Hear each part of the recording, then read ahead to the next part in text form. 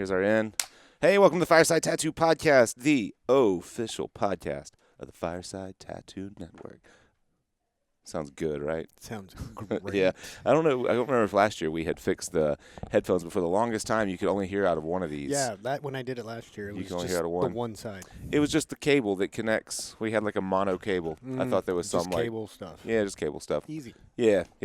Easy. It only took us about 5 years to figure it out. Hey, I'm Jake. This is Sailor Jesse. You guys, if you follow the show, you may already know who he is. He's been on before.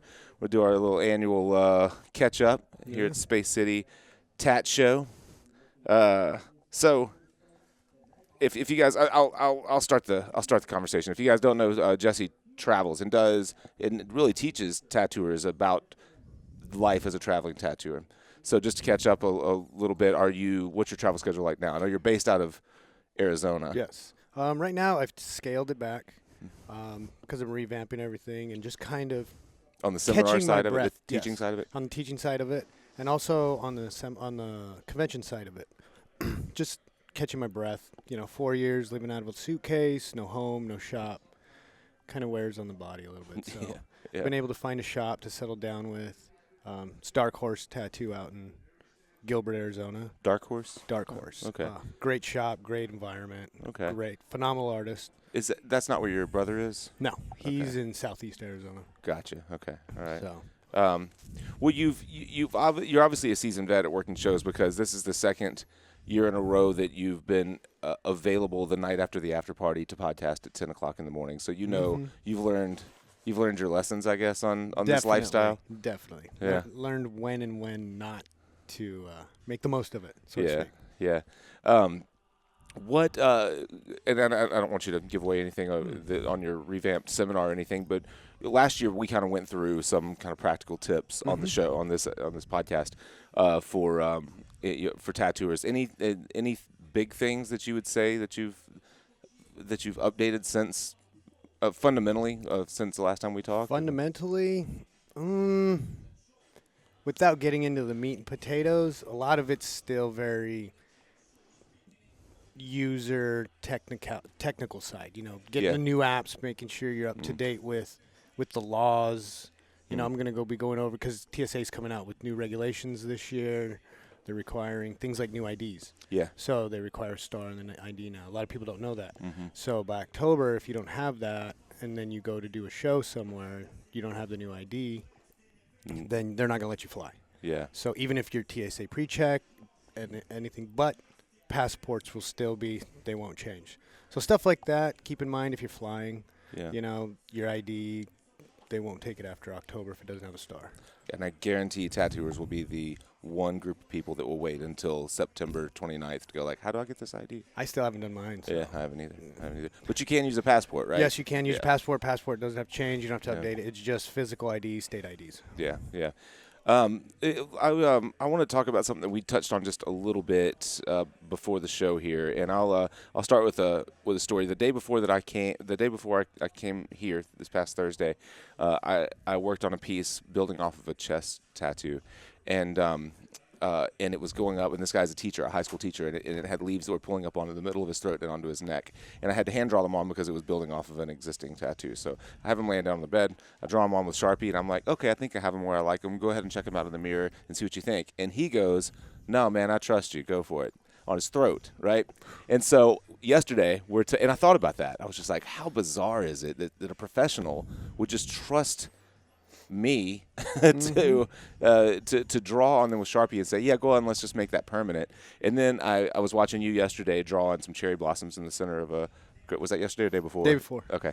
Watching you draw some cherry blossoms on a girl's back, and you're kind of talking it through with me about, I think I'm going to stay black and gray and kind of washy on the branches and like try to focus more on the color line the blossoms. And you're kind of talking it through with me, and she doesn't seem like she's questioning anything. Nothing.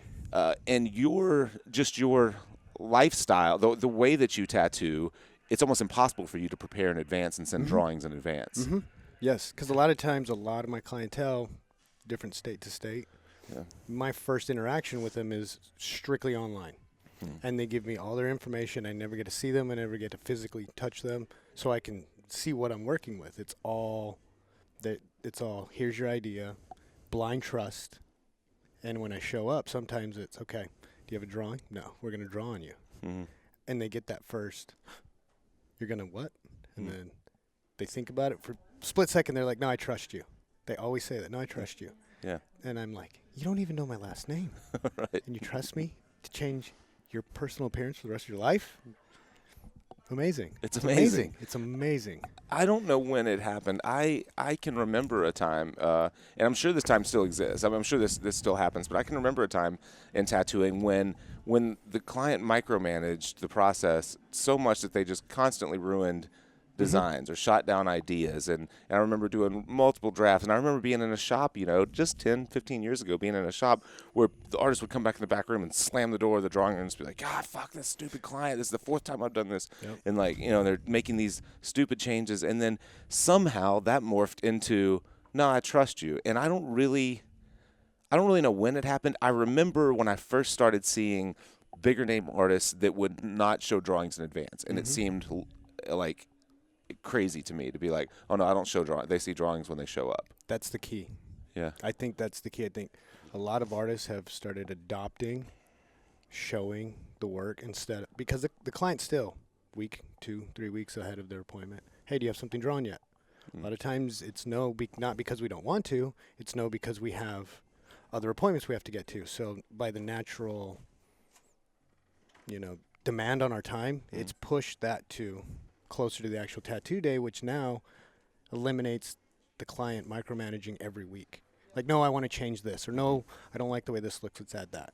And so it's helped, in my opinion, the general client build that trust in us, because with social media, they see what we do all the time. They're not blindly coming in the shop, picking a random artist. Yeah. They've done their due diligence. They've been online, Instagram, Facebook, wherever they get their pictures from, and they can go through everything. And one of the keys is, you see my work, you know what I'm going to do.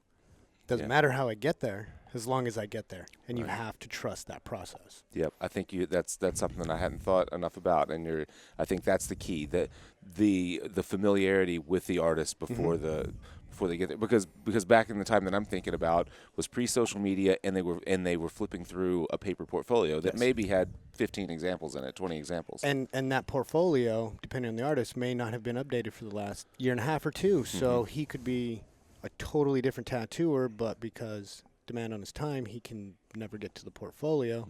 I know I'm guilty of not updating my portfolio. And so they're looking at stuff from 2 or 3 years ago, not knowing what you can do back then. So they're still like, you kind of do this, but I don't know if I trust it yet because I haven't seen enough. Now with social media, and they can just scroll and just see the consistency. Right. And it just, I feel like people see that, and it just automatically puts them at ease now. Yeah, yeah. And there's something about getting a drawing in advance, and I can remember this happening dozens of times. I know that you send a drawing in advance, and the client says, oh, I love it. And then the longer that they have it, of course, they're excited, and the more they look at it, the more they show it to their friends, and the more they almost feel like obligated to find something to change or improve. Right. So you're setting yourself up for failure by showing it in advance. Definitely. Yeah. Definitely. Yeah. It gives them too much time to think about it. Not that that's a bad thing, but a lot of times, even us, if we are given too much time on something, we're going to find ways to change it because we're not going to trust ourselves, which in turn would reflect and project on them. We don't trust the artist. And then you have artists throwing their drawings in the back room and being upset, saying, fuck these people. Right. And it sounds like it can sound like a reason to justify procrastination, but it's a great reason to just draw just before the appointment, because if I do start, a large-scale drawing, maybe I'll block out, a back piece or something, maybe I'll block out conceptually a few ideas. But if you start rendering 3 or 4 weeks in advance, and of course you're not going to finish it because you got your back and forth doing a dozen other things, chances are you'll end up restarting the thing. Definitely. However many times. And even in that 3-week period, the amount we are influenced from other artists, other things that we see on social media, on TV, movies, it's going to change how we even draw within that 3-week period.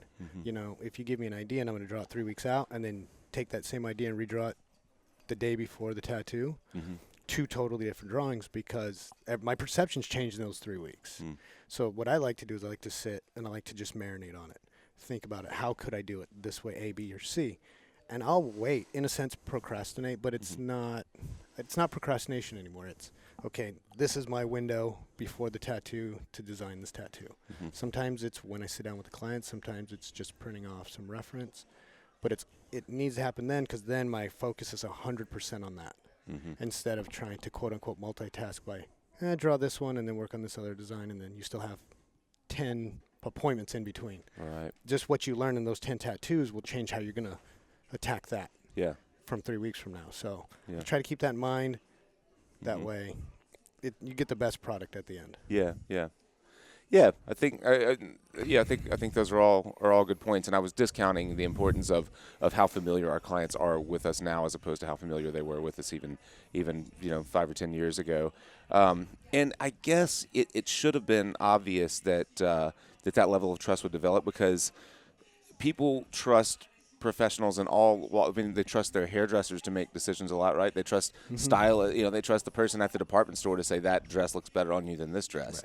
This is just a way more important and permanent decision, but it's still a fashion decision, basically. It is a fashion, and a lot of days now, because it is so mainstream, things are very fashion-based in the tattoo industry. In a lot of ways, they do go hand in hand now. You see them in advertising, you see them in commercials, all our athletes have them. Musicians, entertainers. So it's everywhere, and it goes together. So we do need to keep that in mind, because if we don't stay up to date with the trends, just like anything else, we become dated. Right. And then when that starts happening, the client sees it, and they're like, I don't know, is he going to go there? And then you start losing the trust.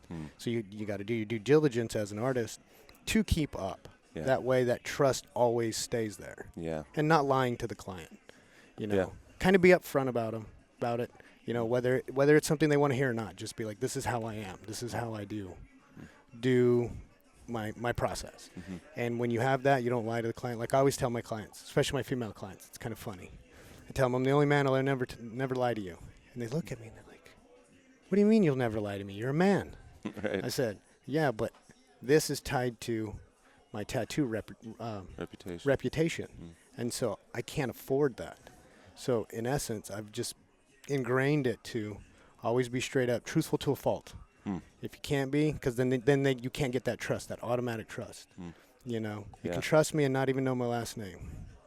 Yeah, that's great too. Because no one knows your last name. You don't put it on your banners. No. To that point, that thinking of tattooing as a fashion statement, like it is these days.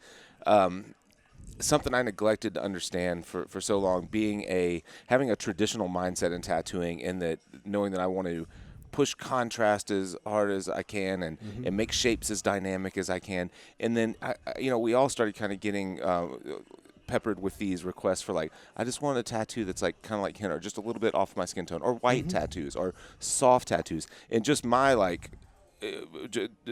hardwired to go like, no, my tattoos need to read from across the room. That's how I justify the money that you spent and the time that I put in. Exactly. But with it being a fashion statement, not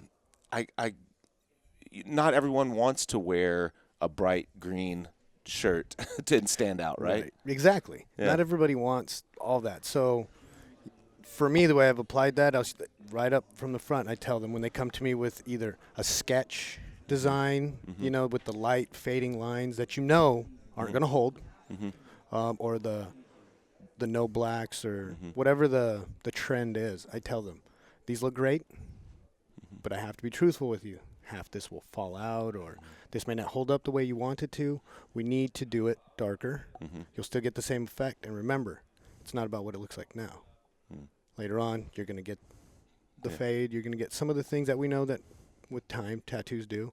And the end goal is to get that look, not in the immediate. So we have to, once again, be upfront, take the extra 2 minutes, let them know, you might not like to hear this right now, because it doesn't gratify you immediately, but you'll get the look you want down the road. Just let me do my job. Yeah. We to that point, we were talking with Matt Brumelo last night, and he was I was thinking, or maybe I forget if we were talking about the like the peppered kind of really soft fine line flowers or things like that. They're like dainty, and they'll desaturate, or they're doing it in all black work, mandalas, anything like desaturate the skin down to almost white and soft, so it has this like really like delicate, like a soft look. And you see them on, I mean, I get more Pinterest photos sent to me like, can you do something like this? And it is that like soft, I don't want to stand out, I just want to be decorated slightly kind of mindset. And Matt said that he had done like a mandala on someone's arm or something like that, and they came in and they're like, yeah, but why doesn't it look like this? And it was one of those completely desaturated, almost black and white photos. And he's just like, well, hold your arm out. And he's like, snaps a photo and like desaturates, does the quick tricks on Snap or whatever you call it. What's the little Snapseed, Yep. and like, and it turns like this. There you go. It does look like that. Yeah, because unfortunately that's the thing, is the client doesn't understand that. The artist is going to desaturate the photo. He's going to tweak it a little bit so that way it gives a certain look. And sometimes artists like to artify their photos too, because it is a presentation and a representation of themselves, so that you don't want a bad photo. So is it doctored? I don't know. That's up for debate still. But as long as it's not completely altered, completely shopped to where when you see it in person, you would never even you know would it's the never same know. tattoo. So, but the client doesn't understand that. They just see this really beautiful tattoo that was done, and they don't understand that it was either maybe taken after it was healed or values were brought down, whatever. So sometimes we need to keep that in mind, that they don't know those things, and just kind of education. It's still educating the client. We never stop educating the client. Yeah. When we stop educating the client, they lose trust, they lose faith, and ultimately we lose business. Yeah, that's a good point. What do you think? On something as simple as just desaturating, or presenting a portfolio, an Instagram portfolio, in like maybe you desaturate and all your photos are in black and white. You do like a geometric. My buddy Nico Roussan is a great example of this. He's a fantastic tattooer, but he photographs his tattoos in a way that like works with his like a brand basically that he's building. You know, what are your thoughts on doing that? Because it is a little bit deceptive, but it's also just trying to show a consistency Right. in the way that you present. As long as, like for that style, it's a lot of black, I'm not worried about it, because all I would need to know is how good the black is, how good the lines are, and everything in between. Make it black and white, because the red can detract sometimes. The natural lighting can detract from the image. But when we start getting into the realistic, into the color, and things start getting tweaked, that's when I think we should pull back from it, because then it becomes almost a sense of false advertising. You know, it looks better than what it really is. Because I've heard that, in my travels, that, oh yeah, this person such and such, you look at their Instagram and it's amazing, and then you see their stuff in real life and it's not that tattoo. And it's sad because they pull business maybe to themselves under false pretenses, and then the client's not happy. Because I've even heard it from a client's perspective, where I thought I was getting this and I got this. So there's that fine line, but we need to. I think we still need to be able to present ourselves in the best light possible. And with technology and things like that, it allows us to. We just can't cross that line. Now everybody's line is different. My line isn't your line. Right. So, we walk it, and as long as it's respectful and it's not too altered, I don't have a problem with it. Yeah. I think the stuff that stands out the most to me is, or the dodging and burning, where it looks like a tattoo is kind of glowing in the skin. That stuff, that is because clients see that and they want to believe it so bad. They just want to think that the tattoos can glow. And when it gets into stuff like that, I think is where it becomes it's detrimental across the board, because like you're saying, the client gets a tattoo from that person, and probably some of these people are probably $2,000 a day or something like that, and have a crazy waiting list, and you get that and you're like, oh, it doesn't actually glow at all, it really just looks like a tattoo. And then the same thing when they bring it to us, and we have to be the bearers of bad news. Exactly. And what happens is that comes full circle, because that client now has a bad taste because it wasn't fully disclosed to them what happens. And so what does that do? That decreases the level of trust in general for the industry, because then they're going to be like, well, this guy's supposed to be a $500,000 follower, world famous tattoo, whatever the case may be. But I got this. Yeah. So then they come, after they finally build up the courage 4 or 5 years later, come into another shop and they're like, I want to get something, but the last time, then they start micromanaging and they become the nightmare client because they don't trust us because they had such a bad experience with someone who just wasn't truthful or didn't disclose everything through from the beginning to the end. And that's part of that consultation because that's that initial date to build that trust. Yeah. And sometimes it gets lost in the sauce, so to speak. Yeah, yeah.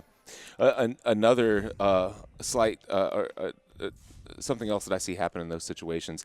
I follow, like everyone else, the Tattoo Truth Fairy page where they like show what tattoos really look like, or they take the tricks away. And I have seen clients defend the client who has that tattoo. Defend that artist and say, no, it really looks like that. Like it's funny how people will get so they look at it on the screen and they think like, yeah, that's my tattoo, and they get so excited that they believe, even though they can look in the mirror and tell that it's not it. They believe that it does look like that because there's a photo that represents it and shows it, and they want it to be that so badly that they'll like come to the defense of the artist and say, no, he's awesome. Look, it does look like that. And I've even seen a few where they'll like snap a photo in the mirror and send it, and so then of course that's like even worse. Even that the client photo. Right. Like, we love you guys. We love you clients. We really, really do. We love it when you guys send us the pictures, but don't post them. Don't post them because the angles are bad, the lighting's bad, and it makes the tattoo not look as great as possible. Yeah, so we love you guys, but I second that. I think that should be a public service announcement. I know that people do it, because they're proud and they want to support the artist. But I had someone just recently like take a photo of themselves in the at the gym or something like that, like in the mirror at the gym while they were lifting weights and like showing how good their new back tattoo or arm tattoo looked, in their gym photo, and it didn't at all. It was like fluorescent lights in a gym with like all kinds of shiny metal stuff all around it. Just light looked reflecting everywhere, just made the tattoo look horrible. Yeah, and then other people look at that and go, "Gosh, that's really you paid that for that?" Right. Yeah, exactly. So. Of course, I'm tagged right in it. Like, thanks.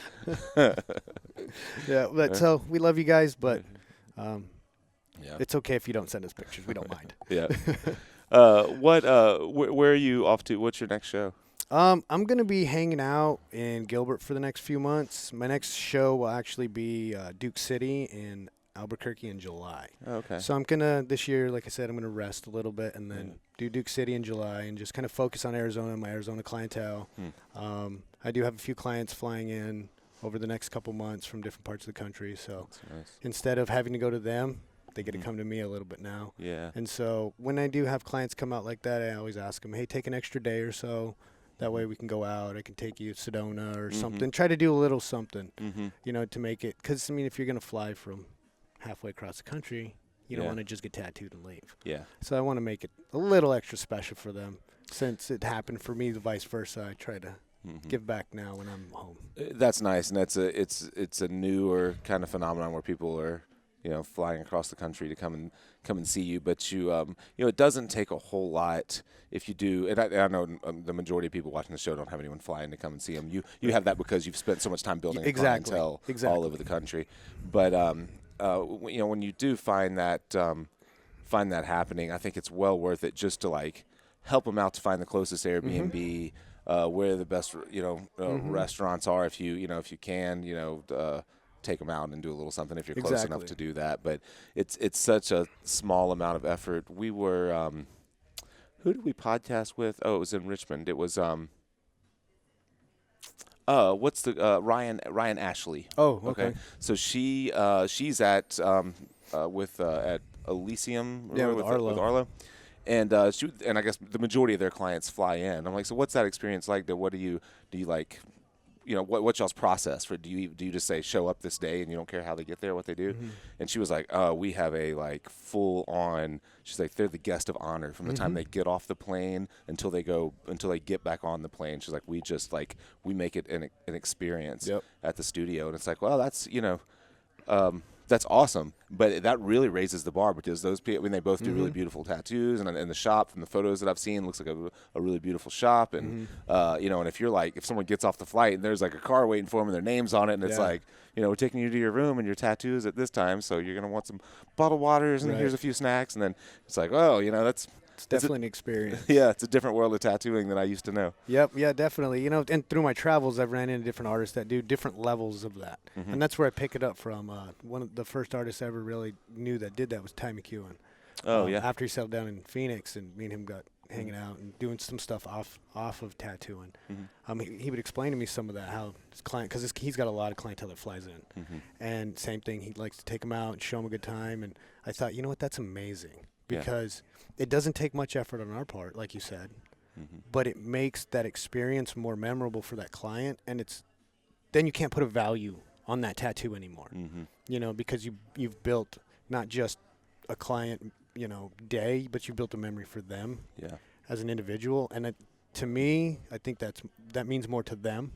And so when I can do stuff like that, or even just offer it so they know that it's there, you know, it is a world of difference. It is, and something we neglect to realize, I think, is or to think about, is that the clients tie the tattoo to that experience. As much as you know, we finish a tattoo and we're like, man, I should have pushed this a little. We're nitpicking little things that we did wrong, looking at the photo afterwards, being like, that's a little heavy there and a little light there. And it's like the client, you might go home saying, I could have, you know, I had an off day today, something didn't go right, I should have done this on that tattoo, and they don't know any of that. First off, they don't nitpick the tattoo the way that you do, and second, they're thinking about, like in my case, it's a private space. It's just the two of us. We may sit and watch The Office on Netflix half the day. Maybe listen to a couple of podcasts. Maybe we just had a long talk about their kids or you know, their life or whatever. And at the end of the day, that tattoo it is about 75% of the experience, and the other 25% is huge and will always be attached to that. And sometimes it's even reversed for some of those clients, because you get those clients that come in to see you, and they're like, hey, you know, I've been referred to you by such and such. I haven't been tattooed in 15 years because of this. And then they show you something. And literally it's PTSD on their arm. And I understand why they have no trust, and I understand why they've been so hesitant. And so you have to sit down with them, and you have to almost walk them through that process of, it's not going to happen again. You'll have a great experience this time, and you have to build that experience for them again to gain their trust. But once you do, you got them. You got a lifelong client, and sometimes even friend for the rest of your life. And it's an amazing thing, by just taking the extra time, you know, a couple extra minutes, and just ensuring you build that trust with that client. I have so many clients that consider their tattoo day their like therapy day. They'll even multiple clients use that term, like, I'm always so excited when therapy day shows up, when tattoo day is here, because, you know, I've got one guy that I've been tattooing, and you know, being in a private space, and the health department literally never shows up in my studio. I shouldn't say that on camera, but they never do. And so I keep like a couple of bottles. I keep a red wine, a white wine. I keep, you know, I always have coffee, so I'll keep a little like Bailey's, if someone wants a coffee and Bailey's. No fancy drinks. We're not sitting there like slamming bourbon or anything, but if someone wants a glass of wine, then I'd have a glass of wine. Definitely. And I've got a guy that I had started what was going to be just a chess piece on, and I try to play I try to, like, I don't know, feel them out, and he seemed like a classical piano kind of guy to me. And so we just started listening to classical piano on whatever, Spotify, and I poured him a glass of wine, and we did his chess piece, and he was really happy with it. And I'm not lying, this dude he has a link to my books. He booked every month as long as the Square schedule would let him book out. And he was like, I don't know what I want to do, but when I finish, like, I definitely want to do this sleeve, and then I definitely want to go across my back and do this sleeve, and, you know, this sleeve I want to do floral, and this sleeve I want to do Day of the Dead. So he's got these vague ideas already, and he's like, and I know exactly what it is. It's not, it is the tattoos. He loves the tattoos, but it's the day. It's the day. It's the time that you spend with them. It's the talking. It's the everything else that goes with it. Because as much as they need it, sometimes we need it twice as much. So from understanding that and being a counselor in the Navy back when I was in the Navy, I try to apply some of those things during the day. And so super grateful for the shop I'm in now. We all have private rooms. So I tailor the music to my client, whatever they need, their comfort. It makes it just that much more about them, which it should be. It's like a tattoo spa day for them, in essence, when you can make it like that. Yeah. It's great. Yeah, definitely is. All right, where are we on time? I know you've got to get set up to tattoo. You're tattooing at noon, aren't you? Yeah. What time is it now? 11:15. Okay. We're not too bad. Before we wrap it up, tell me a little bit about the shop. How many people are in it, and how did you end up there? So last year when I was in Detroit, I ran into Sammy Hicks, good friend of mine, known him for almost my whole career. And he was just like, hey, how you been? Blah, blah, blah. How's the road? I was like, oh, it's great. You know, I'll be back in Phoenix, catching up with clientele. He's like, well, I'm at this shop, Dark Horse. You know, here's the owner, James Withy. We started talking first time I met him. We all just kind of seemed to have a really similar vibe, so they have offered me a guest spot. They're like, hey, whenever you're off the road, or you're in Phoenix, bring your clientele in. You know, you got a spot. I was like, great, guys. Yeah. So about a month, 2 months later, showed up. You know how it goes. First shop, you just kind of hang out. But it was really seamless. I just kind of fell in, and the way it worked well. He's got, including myself and him, there's 7 artists. Shout out Dark Horse. Yeah. Matt Garcia, Xavier Price, Brandon Quinn, Sammy Hicks, James Withy, Kayla Gibson, all phenomenal tattooers, all award-winning artists, positive environment. We do everything outside of work together too. That's nice. It's just a great shop. Yeah. Everybody that comes to us leaves happy. Yeah. And that's all we try to do is just make a great, comfortable environment. Yeah. For everybody, and just be as knowledgeable as possible for the client. Yeah. How large is the town?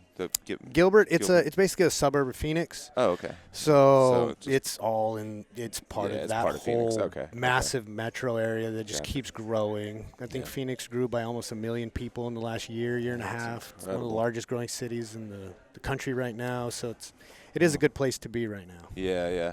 People must make that commitment before they visit in August. If they visited in August, they would second guess it. They would. They definitely would. I think they're too busy in the other parts of the country dealing with school. And they come in the nice times, like spring break and spring training, and then August hits. That's the only time I've ever been there. Yeah, I just do the Hell City convention there every year. And each year it's like darting from tree to tree just to stay out of the sun as much as I can. Oh, it's so bad. It's miserable. Yeah, the ride to work in the mornings in the summer is about the most brutal thing ever. Oh. Yeah, I'm sure.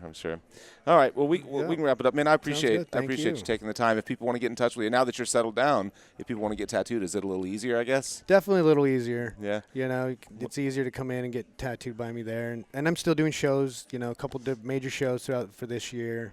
What are the big shows you're doing this year? Richmond, Duke City, maybe Hell City, we'll see again. I did it last year, so I got to still find out. Yeah. You're just doing Phoenix, Hell City. You're not doing Columbus. If I do Columbus, if I get the chance to do Columbus, I definitely would love to go back. Yeah. I love that. I love that show too. That's one big show that seems, I don't know, that has a really great atmosphere. Yes. I really enjoy that family, old traditional tattooer kind of show feel. Yeah. You know, a lot of that stuff has to do with whether or not you tattoo. Like, I love Phoenix, but for whatever reason, I don't tattoo as much at Phoenix as I do Columbus. In Columbus, I just somehow built a clientele of, like, bigger work, so I can just, not only do I have something to tattoo, it's something I don't have to draw for now. Like, I can show up and I've got a couple of sleeves going in Columbus, and they just sit down and we start working. Oh, that's great. I love that. That will really make you love a show. I mean, because there's, like, no work, and you get to show up and, no homework, and you get to show up and tattoo. Yep. And that's just bearing the fruits of your labor. Right. That's all it is. You put in the time, you're gonna reap the fruits. Eventually, it comes back around. Yes, it does. How do people reach out if they do want to get with you? The best place to get me, just DM me, just slide in my DMs at Instagram at Sailor_Jesse. You can even contact me through the shop at Dark Horse. We have a shop. Instagram is just Dark Horse Tattoo, or call the shop. It's pretty easy. You know, I try to get in as many people as possible. I try not to turn too many people away, if any at all. Yeah. Thanks, dude. Thank you, man. Appreciate it, man. It's always a pleasure, for sure. Thank you guys for supporting what we do. Thank you to our friend Shaquem and to the Space City Tatty Show. What else? Anyone else you want to thank? Thanks to Scott, the Gringo Mandingo Doney. Can I say? I don't even know what that means. All right. Thank you, guys. We'll see you next time.